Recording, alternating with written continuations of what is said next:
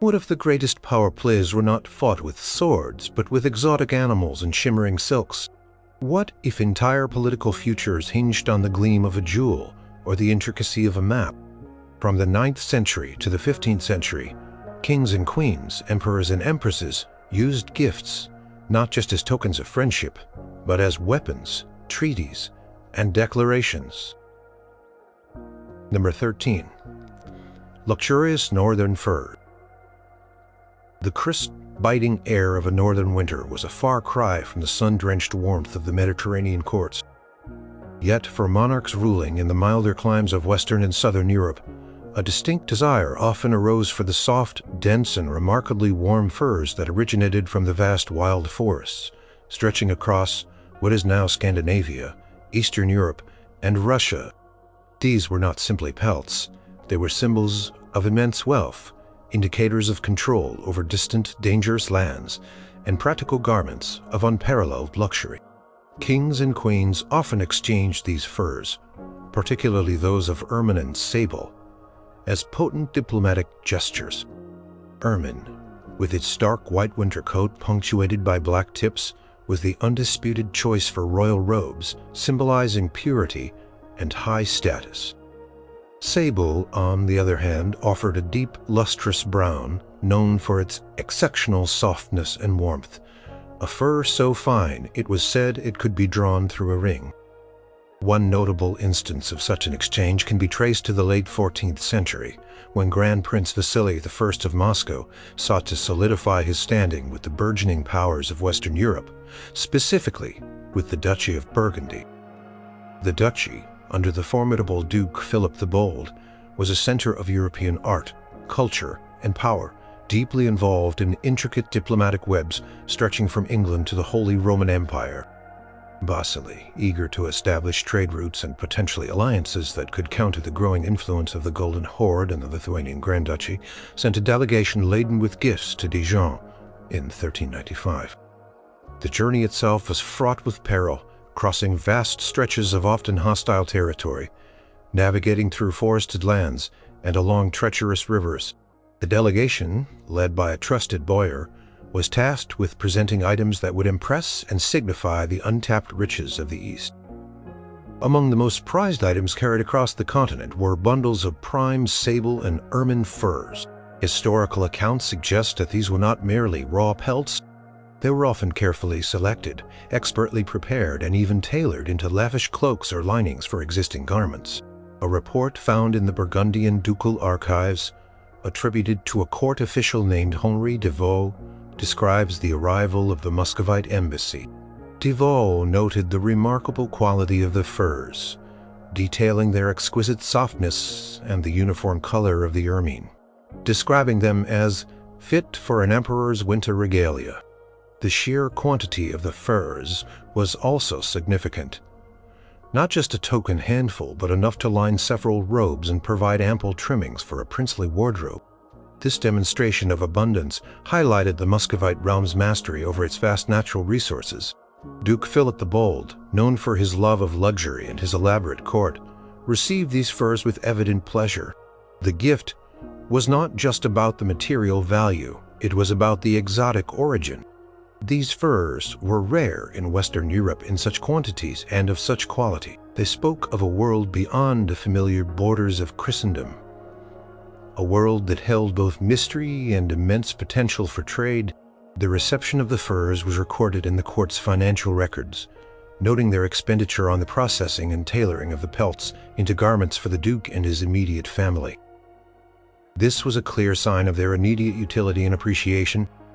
Philip, in turn, sent back gifts of finely crafted Burgundian tapestries and richly embroidered ecclesiastical vestments, illustrating a reciprocal exchange of luxury goods, each symbolizing the unique strengths and artistic achievements. The furs acted as an opening for further diplomatic overtures, demonstrating that even the most seemingly simple gifts could carry the weight of international relations. The warmth they provided was perhaps secondary to the powerful political chill they could thaw. Number 12. A royal steed with jeweled harness. In the intricate dance of medieval diplomacy and warfare, a magnificent horse was much more than an animal. It was a living symbol of power, wealth, and martial prowess. Truly exceptional steed, especially one bred for battle or noble pursuits, could command immense value, often equivalent to a small fortune or even a piece of land. When such a horse was presented as a gift between monarchs, it was a gesture of profound respect, a display of opulence, and sometimes a shrewd political maneuver. The horse itself had to be of impeccable lineage, possessing strength, speed, and intelligence, often accompanied by a harness so lavishly adorned that it rivaled the crown jewels. One of the most famous, albeit perhaps legendary, exchanges of royal steeds occurred during the Third Crusade in the late 12th century, between Saladin, Sultan of Egypt and Syria, and Richard I, the Lionheart, King of England. While their relationship was primarily one of fierce military rivalry, there were moments of chivalrous exchange and mutual respect, born out of their shared status as powerful warrior leaders. Accounts from both Crusader and Arab chroniclers describe a particular incident following the Battle of Arsuf in 1191. Richard's own warhorse had been killed beneath him during the brutal fighting, leaving him a king fighting on foot amidst the chaos. Upon hearing of this, Saladin, ever the magnanimous and strategic opponent, is said to have sent 2 magnificent Arabian horses to Richard. These horses were described as being of the purest Arabian blood, renowned for their endurance, speed, and courageous spirit. They were accompanied by a harness that would have been a work of art in itself. Historical sources, such as the Itinerarium Regis Ricardi, though perhaps embellished, speak of saddles crafted from the finest Moroccan leather, adorned with intricate gold stitching and inlaid with precious stains. The bridles and reins were likely made of braided silk and leather, embellished with silver and gold fittings, perhaps even small bells that jingled with every movement. This level of craftsmanship and material extravagance would have underscored the immense value of the gift. It was not merely a replacement for a fallen mount, it was a statement. The act of sending these horses transcended simple courtesy. For Saladin, it was a demonstration of his chivalry, proving his noble character even to his enemy. It also subtly cultivated the superior equine breeding of his lands. For Richard, receiving such a gift from his formidable foe would have been a complex experience. It acknowledged his military might on the battlefield, even in defeat, and underscored the respect Saladin held for him as a warrior. The reception of the horses by Richard's camp would have been a spectacle drawing the attention of both his own soldiers and Saladin's scouts. The animals themselves would have been immediately put to use, a testament to their practicality and value. The specific details of this exchange are debated among historians, with some suggesting it is a romanticized embellishment rather than a precise historical fact. However, the concept of such a gift, even if the specific instance is legendary, highlights the deep cultural significance of horses in medieval warfare and diplomacy. It serves as an example of how, even between bitter enemies, a gesturally involving an item of such profound symbolic and practical worth as a war horse and its lavish trappings could momentarily bridge the chasm of conflict, signaling a mutual understanding of a shared martial code. The thundering hooves of such a gift echoed far beyond the immediate battleground, carrying messages of power, respect, and perhaps a fleeting hope for future peace. Number 11. An Islamic astrolabe. The medieval period was not a stagnant era of darkness. It was a time of vibrant intellectual exchange, particularly between the Islamic world and Latin Christendom. While conflicts often dominated the headlines of history, beneath the surface flowed currents of knowledge, ideas, and exquisite objects. Among the most remarkable of these were astrolabes, sophisticated astronomical instruments that served as a compact analog computer capable of solving various problems in positional astronomy, such as calculating the positions of celestial artery. Crafted with astonishing precision, and often adorned with intricate engravings.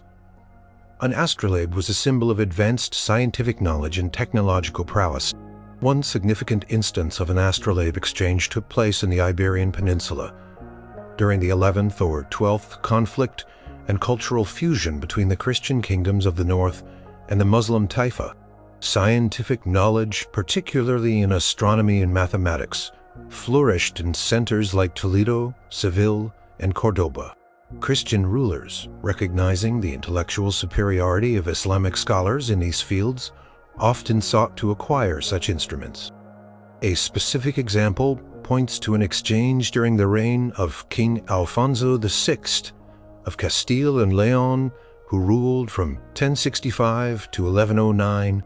Alfonso, though a military conqueror, was also a pragmatic ruler, interested in acquiring knowledge from his Muslim neighbors. It is recorded in various chronicles and later historical analyses, such as those by Professor Dolores Perez, that diplomatic missions between Toledo, after its Christian reconquest, and Seville, then a prominent Muslim intellectual centerman, facilitated the transfer of such scientific instrument.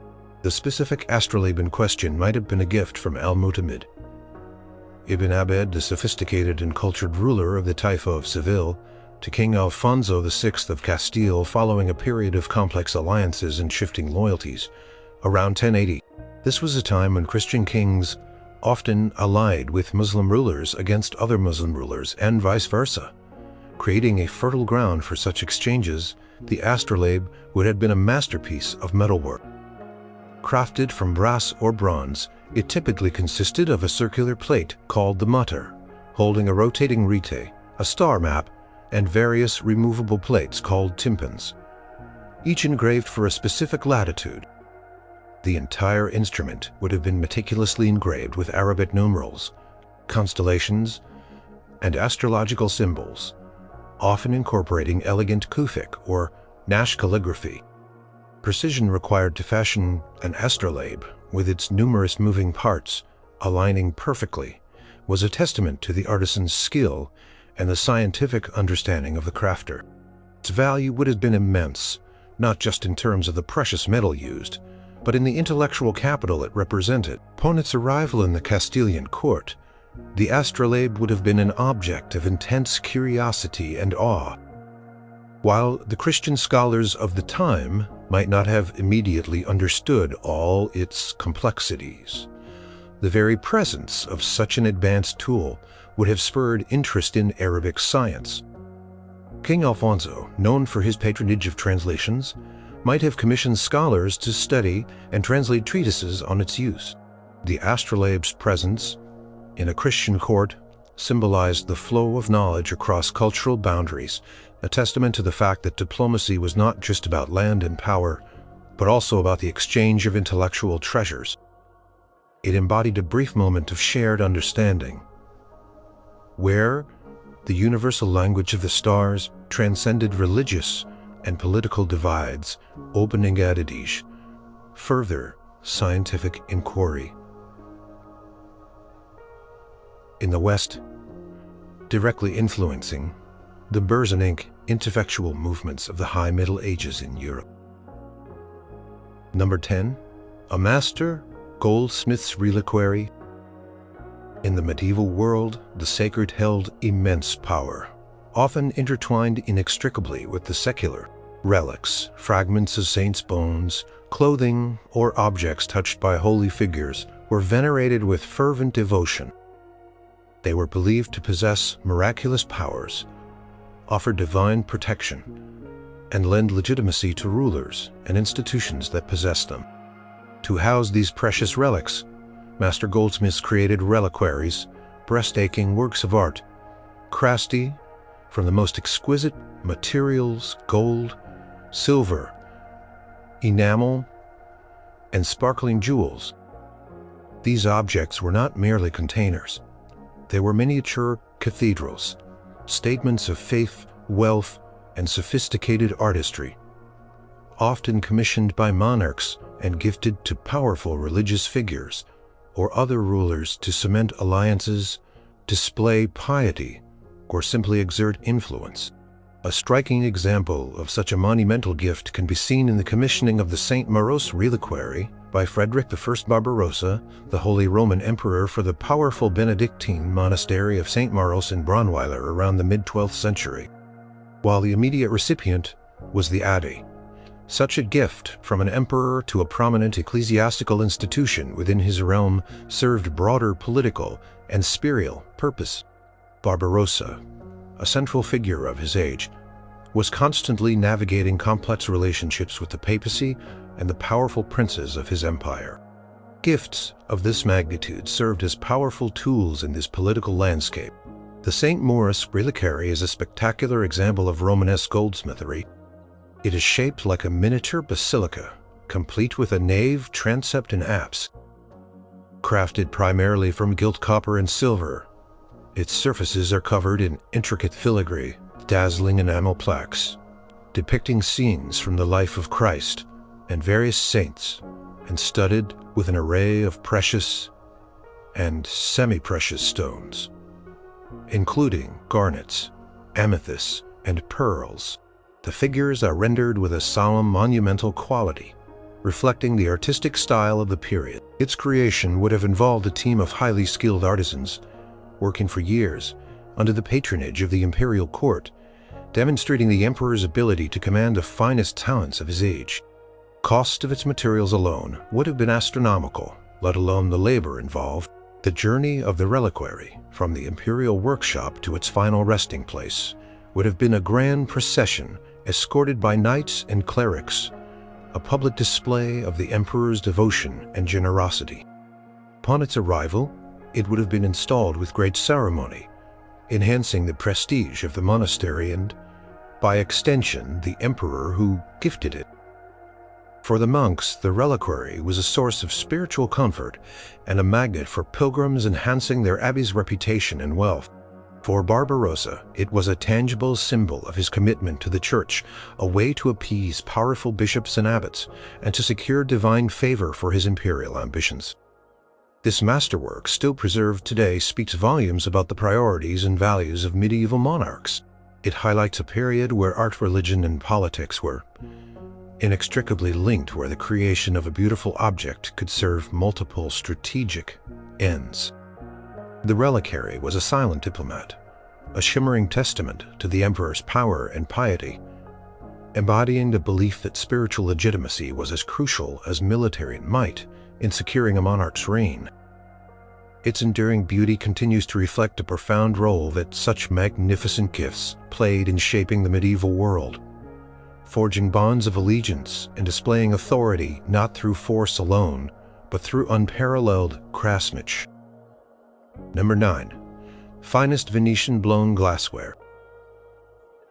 From the shimmering lagoons of Venice, an unparalleled art form emerged during the medieval period, the creation of exquisite blown glass.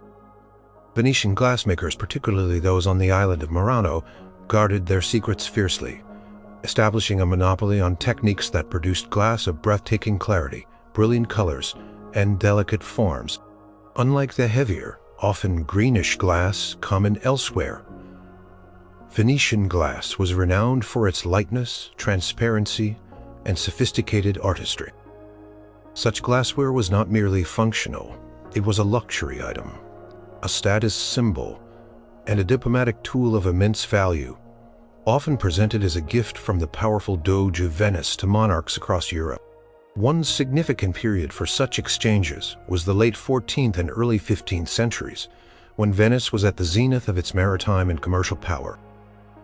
The Doge, the elected head of the Venetian Republic, was a sovereign ruler in his own right, navigating a complex web of alliances and rivalries with empires and kingdoms across the Mediterranean and beyond.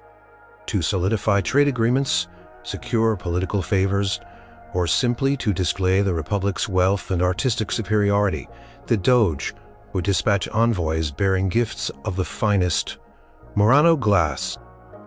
A notable instance involved the Doge Michele Steno, who governed Venice from 1400 to 1413, and his diplomatic overtures to the court of Henry IV of England. The gifts to Henry IV, likely presented around 1404, would have consisted of an array of items from delicate drinking goblets and intricate decanters to shimmering platters and elaborate chandeliers, all crafted with a mastery unseen anywhere else. The glass was often colored with metallic oxides, cobalt for brilliant blues, manganese for purples, and copper for vibrant reds, or adorned with intricate enameling gold leaf or delicate lattice work, known as reticello. The fragility of these objects only added to their perceived value. Their survival implied careful handling and extreme reverence. A detailed inventory from the English royal household, referenced in studies such as Venice and the Glass Trade by Dr. Marco Bellini, notes the arrival of several crates containing vases of Murano glass of diverse colors and forms of exceeding delicacy. The journey of these delicate treasures from the workshops of Murano across the Alps and through France to England would have been a perilous undertaking. Each piece would have been meticulously packed in straw and wooden crates carried by skilled transporters who understood the immense value of their cargo. Upon arrival at the English court, the Venetian glassware would have been a spectacle. It stood in stark contrast to the rougher, heavier pottery and metalware common at the time. Transparent, jewel-toned vessels would have caught the light in mesmerizing ways, transforming the act of drinking or dining into an elegant ritual for Doge Steno. The gift was a strategic investment, demonstrated Venice's economic might, its technological innovation, and its cultural sophistication.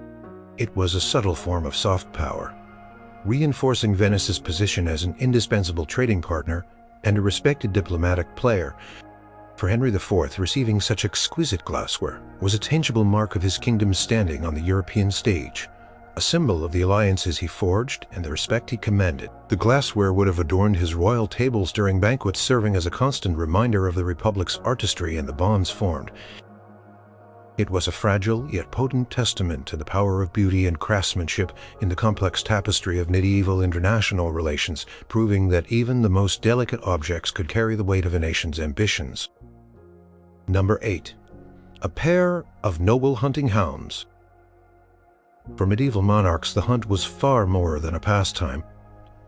It was a fundamental aspect of aristocratic culture, a display of martial skill, physical prowess, and social status. Kings and queens often owned vast kennels filled with specialized breeds of dogs, each trained for specific quarry, from the swift greyhounds for deer to the powerful mastiffs for boar. Truly exceptional hunting hound, possessing a keen nose, unwavering loyalty, formidable strength, and an unmatched ability to track or bring down game, was a prized possession. Gifting such a dog, especially a pair of noble hunting hounds, was a gesture of deep respect, shared passion, and a subtle acknowledgement of the recipient's noble standing and love for the hunt. One particularly well-documented exchange occurred in the mid-14th century between Edward III of England and King John II of France. Despite their frequent conflicts during the Hundred Years' War, there were periods of truce and uneasy peace, during which diplomatic exchanges continued. Edward III, a passionate hunter himself, was renowned for his extensive kennels and his love for the chase. John II, known as John the Good, shared this enthusiasm for hunting and the chivalric pursuits associated with it. In 1354, during a lull in hostilities marked by ongoing peace negotiations, a French embassy arrived at the English court in Westminster, carrying gifts intended to soften relations and perhaps influence the ongoing discussions. Among the most impressive gifts presented were two magnificent wolfhounds, a breed known for its immense size, power, and courage, particularly effective in tracking and bringing down large game like deer and wolves. These dogs were likely bred in the royal French kennels, representing generations of careful selection and training. Chroniclers of the time, including Jean Froissart in his extensive chronicles, mentioned the arrival of these impressive animals, noting their imposing stature and refined demeanor. The doves would have been accompanied by their handlers who ensured their comfort during the arduous journey across the Channel and provided details on their lineage and training methods. The value of such hounds was not merely their physical attributes, it was their training and their breeding. These were not common dogs. They were the product of centuries of aristocratic pursuit, reflecting the wealth and resources of the French crown. They would have arrived wearing ornate collars, perhaps of studded leather or even silver, further enhancing their regal presentation. Edward III, a connoisseur of fine hounds, would have recognized the quality instantly. The gesture went beyond mere politeness. It was a recognition of a shared aristocratic bond, a subtle communication that despite the political differences, there remained a common language of noble pursuits. Upon their reception, the hounds would have been integrated into the royal kennels, likely placed under the care of the master of the hounds, one of the most important officials in the royal household. They would have been tested in the royal forests, their skills observed and admired.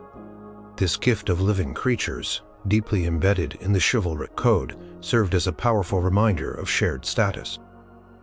It suggested a possibility of a return to a more cordial relationship, or at least a recognition of each other's place in the hierarchy of European rulers.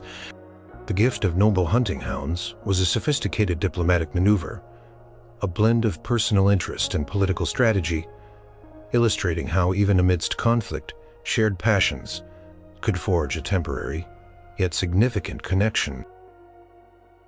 Number 7. An ornate, gilt, silver, ewer, and basin.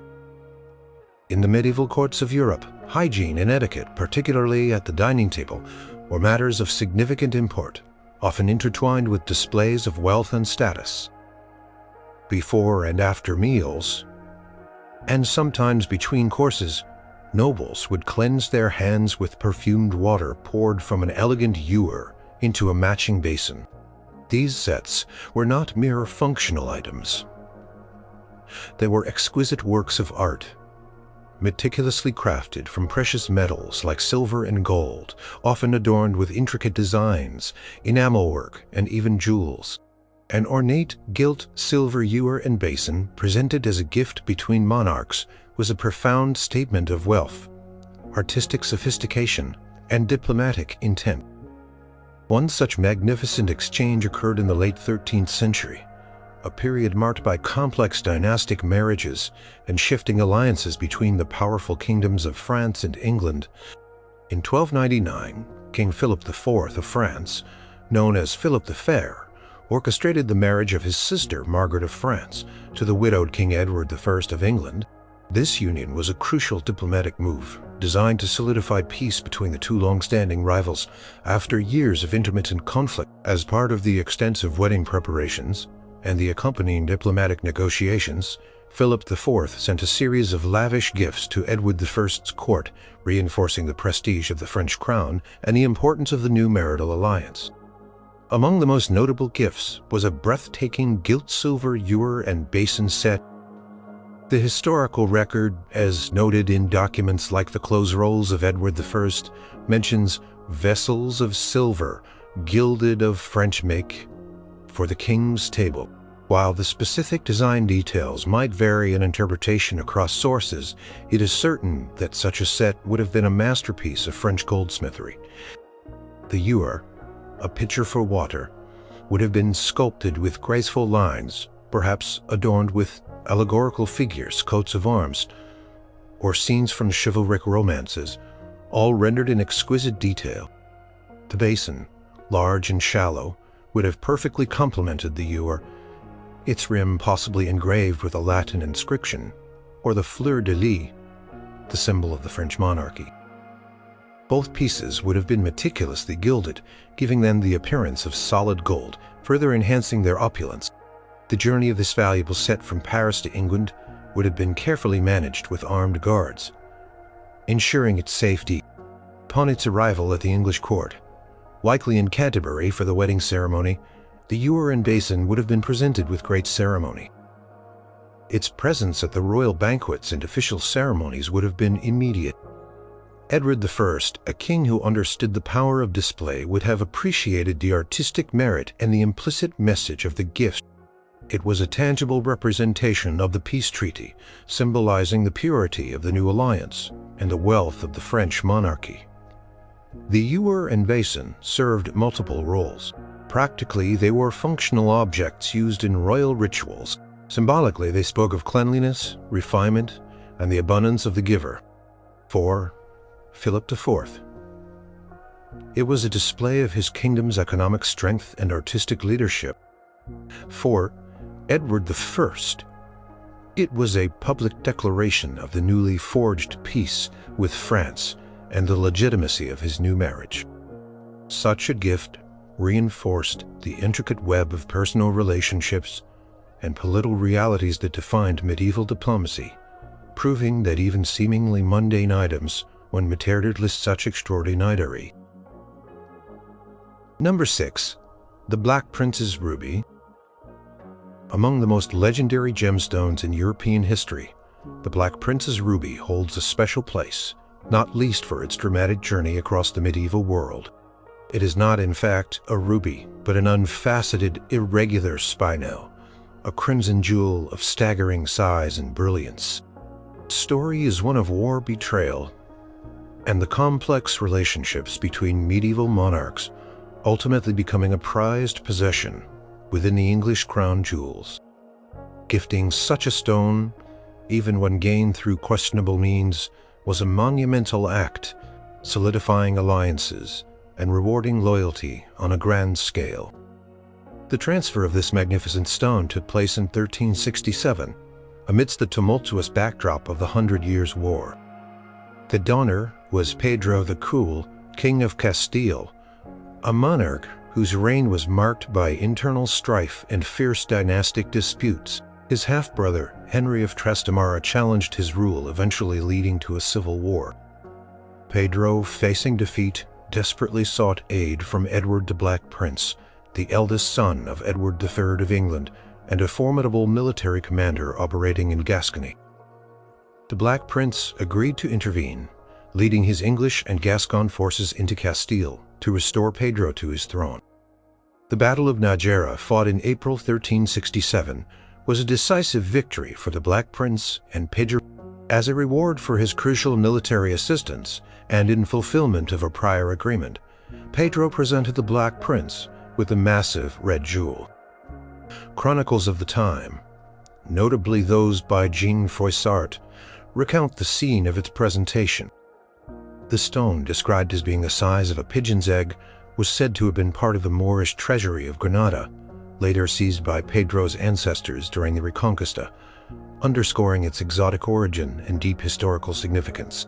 Its deep crimson hue and considerable size, approximately 170 carats, would have made it instantly recognizable as a jewel of unparalleled rarity and value.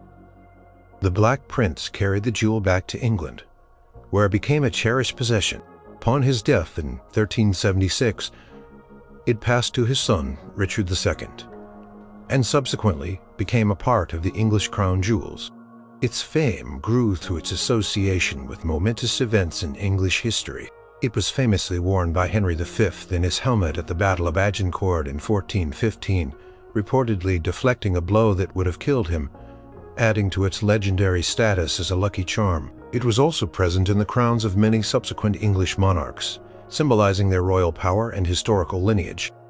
The gift of the Black Prince's ruby was not a gesture of personal affection, but a strategic payment for military support, a demonstration of gratitude and a fulfillment of a binding obligation. For Pedro, it was the price of his throne. For the Black Prince, it was a tangible reward for a costly military campaign, a visible sign of his martial success and the immense wealth he could command. The jewel's journey from the Iberian Peninsula to the heart of England was a testament to the fluidity of power and treasure. In the medieval era, it highlighted how even the most spectacular treasures could change hands through the fortunes of war, and diplomacy becoming imbued with new layers of meaning and history with each successive owner, enduring as a silent witness to the rise and fall of kingdoms. Number 5. A royal falconry set. Falconry, The art of training falcons and hawks to hunt wild game was a quintessential medieval aristocratic pursuit. It demanded immense skill, patience, and a deep understanding of avian behavior. For monarchs, it was not merely a sport, but a display of power, a metaphor for control over nature, and a highly social activity that fostered camaraderie among nobles. A truly exceptional falcon or hawk trained to perfection and capable of bringing down difficult quarry was an incredibly valuable asset. When accompanied by a complete ornate falconry, set perches, hoods, jesses, lures, and gloves, it represented a gift of profound respect, shared interest, and significant diplomatic weight. One of the most intriguing exchanges of such gifts occurred between two of the most powerful and intellectually curious rulers of the 13th century, Frederick II, the Holy Roman Emperor, and Sultan al-Kamil of Egypt. Frederick II, known as Stupor Mundi, or Wonder of the World, was a polymath with a deep interest in natural history, particularly falconry, on which he wrote a comprehensive treatise on the art of hunting with birds. Al-Kamil, the Ayyubid Sultan, was likewise a man of learning and a skilled diplomat. Their relationship, though marked by the ongoing crusades, was surprisingly complex and often cooperative. In 1229, during the Sixth Crusade, Frederick II, instead of fighting, engaged in extensive negotiations with Al-Kamil. These diplomatic efforts ultimately led to the Treaty of Jaffa, which saw Jerusalem return to Christian control without major bloodshed. During these prolonged discussions, which often involved intellectual discourse and shared scientific interests, gifts were exchanged that went beyond the usual diplomatic fare. Frederick, with his deep knowledge of birds of prey, recognized the superior breeding and training techniques of the Muslim world. Al-Kamil, aware of Frederick's passion, presented him with an extraordinary royal falconry set. The set would have included not just the magnificent falcons themselves, perhaps gerfalcons or peregrines of exceptional lineage, but also their elaborate accoutrements. The hoods used to calm the birds would have been made of finest leather, perhaps embroidered with gold thread and small jewels. The jesses' thin straps tied to the bird's legs might have been adorned with intricate silverwork. The perches on which the birds rested could have been crafted from exotic woods, inlaid with ivory or mother of pearl. The falconer's glove, essential for handling the birds, would have been made from thick, supple leather, sometimes bearing the crest of the Sultan, or even a verse of poetry. The meticulous craftsmanship and the practical utility of these items would have underscored their immense value. The sheer cost and the specialized skills required to create such a set made it a rare and coveted item. The reception of this gift by Frederick II was not merely polite. It was one of genuine enthusiasm, as documented in his own writings and contemporary chronicles. The falcons and their equipment were immediately put to use and studied intensely, influencing Frederick's own practices and theories on falconry. For Al-Kamil, the gift was a strategic gesture demonstrating a shared understanding of a noble pursuit and fostering a personal rapport with a powerful crusader monarch. It transcended religious and political divides, building a bridge through a common sophisticated passion. The gift of a royal falconry set was thus more than just a luxurious offering. It was a testament to the power of shared intellectual and aristocratic interest to facilitate peace and understanding in an often turbulent medieval world, leaving a lasting legacy in the realm of natural history. Number 4. Byzantine imperial silks. From the opulent workshops of Constantinople, the Byzantine Empire produced silks of unparalleled beauty and sophistication throughout the medieval period. These were not mere fabrics. They were works of art, woven with threads of gold and silver, depicting intricate patterns, mythical creatures, hunting scenes, and often imperial iconography, such as emperors enthroned or triumphant. The secrets of silk production were jealously guarded by the Byzantine court, making these textiles incredibly rare and valuable in Western Europe, where silk weaving was still rudimentary or non-existent for many centuries. Byzantine imperial silks became the ultimate diplomatic gift, a symbol of immense wealth, cultural supremacy, and imperial favor. Throughout the early and high Middle Ages, Byzantine emperors frequently sent these exquisite silks as gifts to Western monarchs, particularly to the Holy Roman emperors, popes, and other powerful rulers whose goodwill or alliance they sought. One notable instance occurred in the late 10th century, specifically around 972 CE, when Emperor Otto I, the first Holy Roman Emperor, sought a prestigious marriage for his son Otto II. He desired a bride from the Byzantine imperial house to legitimize his new imperial claim and secure an alliance with the mighty Eastern Empire. Chosen bride was Princess Theophanu, niece or possibly daughter of Emperor John I Tzimiskes. As part of the elaborate marriage negotiations and the dowry, Theophanu brought with her an astonishing collection of Byzantine imperial silks. These were not just lengths of fabric. They were often finished garments, ceremonial hangings, or lengths woven for specific purposes, demonstrating the pinnacle of Byzantine textile artistry. Contemporary accounts, such as the Chronicle of Thietmar of Merseburg, describe the splendor of her trousseau, including robes of purple silk woven with gold, adorned with pearls and precious stones. These silks would have been dyed with the most vibrant and long-lasting colors, using secret Byzantine processes and interwoven with gold and silver threads to create shimmering, almost living designs. The sheer quality and complexity of the weaving were unlike anything seen in the West. The journey of these silks from Constantinople to Rome, where the marriage took place, would have been a testament to their value. Carefully packed and transported, they represented an enormous investment of resources and labor. Upon their arrival, the silks would have caused a sensation in the Western courts. They immediately elevated the status of Theophanu, and by extension the Etonian court. The empress herself was known for her exquisite taste and brought Byzantine courtly customs and fashion to the West, which included a strong preference for these luxurious silks. The gifting of Byzantine silks was a calculated diplomatic move. For Emperor John I Tzimiskes, it was a way to forge a strategic alliance with the emerging Western power, acknowledge the Ottonian imperial claim, and perhaps subtly impress upon the Westerners the superior wealth and sophistication. For Otto I, acquiring these silks, particularly through such a prestigious marriage, was a tangible symbol of his newfound imperial legitimacy. The silks adorned churches, royal palaces, and even covered the bodies of deceased emperors and saints, becoming relics in their own right, preserving the memory of this pivotal exchange. They were not just fabric. They were a shimmering testament to imperial power, cultural exchange, and the enduring legacy of a textile art form that captivated the medieval world and shaped the very definition of royal luxury. Number 3. The Palermo Atlas.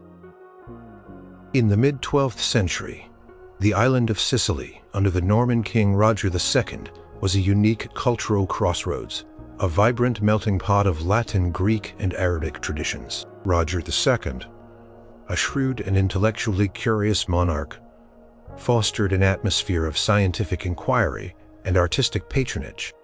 He gathered scholars and artisans from across the Mediterranean, creating a court that celebrated knowledge and innovation.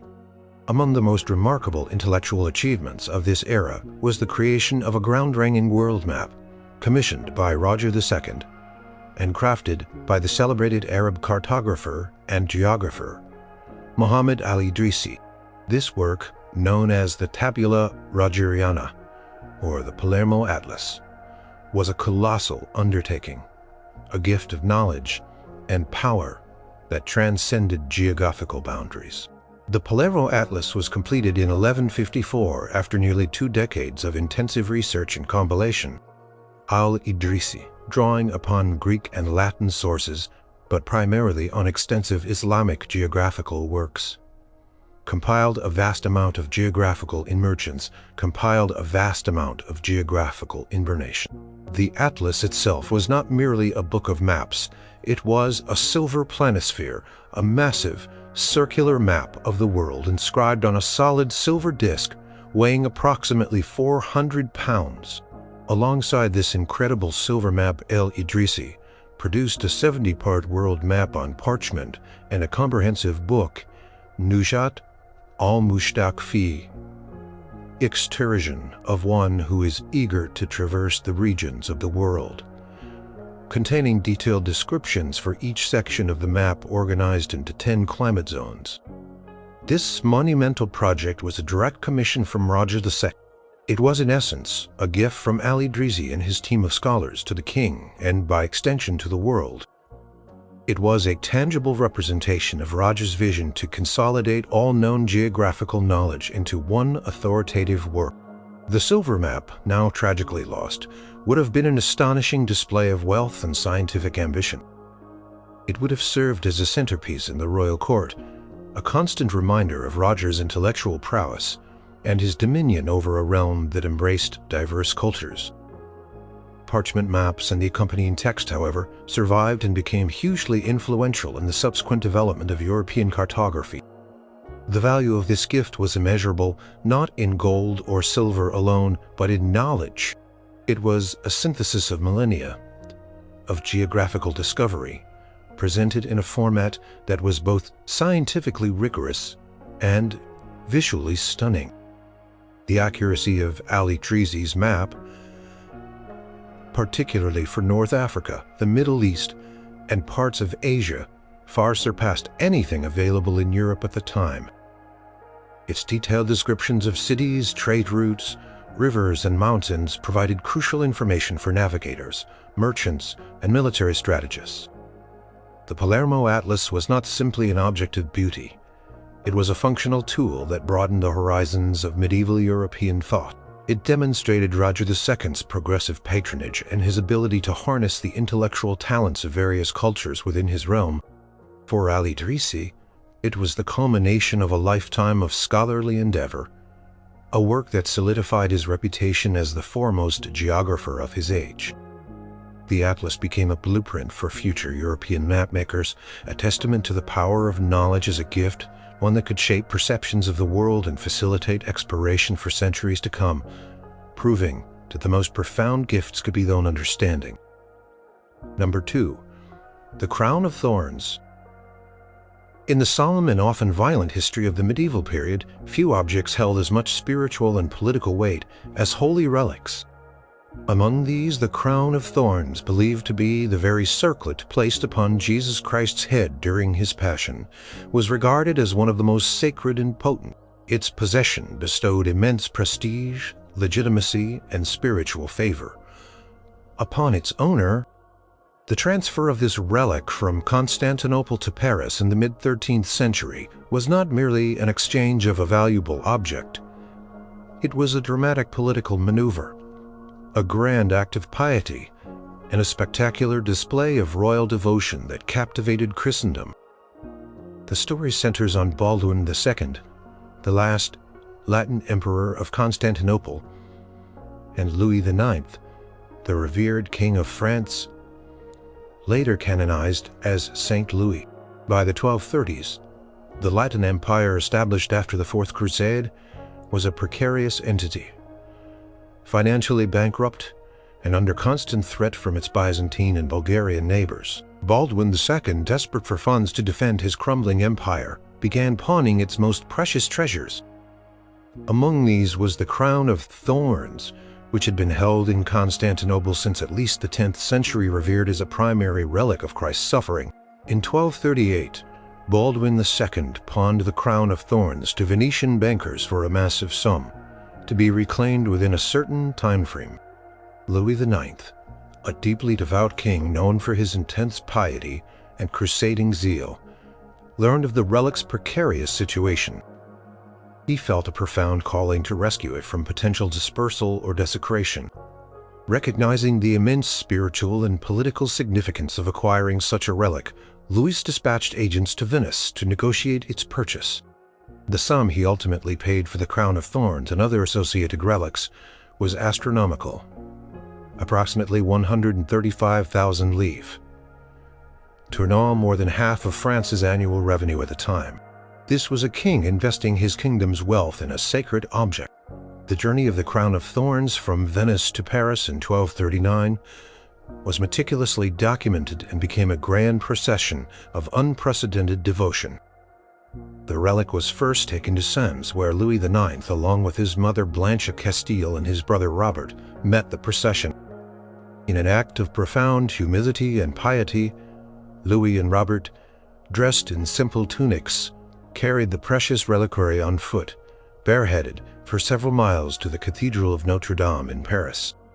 Crowds gathered along the route, weeping and cheering, witnessing this extraordinary display of royal devotion. Crown was then temporarily housed at Notre Dame before being moved to its permanent specially built shrine, the Sainte-Chapelle, a masterpiece of Gothic architecture consecrated in 1248, designed specifically to house these precious relics. The acquisition of the crown of thorns was a monumental event for Louis IX and the French monarchy. For Baldwin II, it was a desperate, if ultimately futile, attempt to save his empire. For Louis, it cemented his image as the most pious monarch in Christendom, elevating France to a spiritual preeminence among European nations. It provided an unshakable legitimacy to his rule, portraying him as a divinely favored king. Crown of Thorns was not simply a valuable object. It was a potent symbol of spiritual authority and political power, a testament to how profoundly faith shaped the actions and ambitions of medieval monarchs, and how a seemingly desperate transaction could transform into an enduring legacy of devotion and influence. Number 1. Abul Abbas the Elephant. In the early 9th century, the world was a sprawling tapestry of empires, each vying for power, prestige, and influence. In the east, the Abbasid Caliphate, centered in Baghdad, stood as a beacon of intellectual and cultural advancement, its splendor rivaling that of ancient Rome. In the west, Charlemagne, king of the Franks, and soon-to-be Holy Roman Emperor, was forging a vast new empire, seeking to unify Europe under his Christian rule. Their relationship was one of distant respect and strategic alliance, aimed at countering the Byzantine Empire.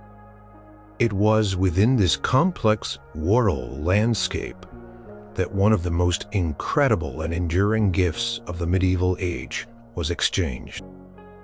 The donor was Harun al-Rashid, the legendary Abbasid Caliph, whose reign is often romanticized in the 1001 Nights. The recipient was Charlemagne, the powerful Frankish king. In 797 CE, Charlemagne sent an embassy to Baghdad seeking to establish diplomatic ties and potentially coordinate against their common enemy, the Byzantine Empire. The embassy spent 5 years at the Caliph's court, a testament to the immense distances and the time required for such interaction. When the Frankish envoys returned in 802 CE, they were not empty-handed. They were accompanied by a colossal gift from Harun al-Rashid, a magnificent white elephant named Abul Abbas. The journey of Abul Abbas from Baghdad to Aachen, Charlemagne's capital, was an epic undertaking, a testament to medieval logistics and endurance.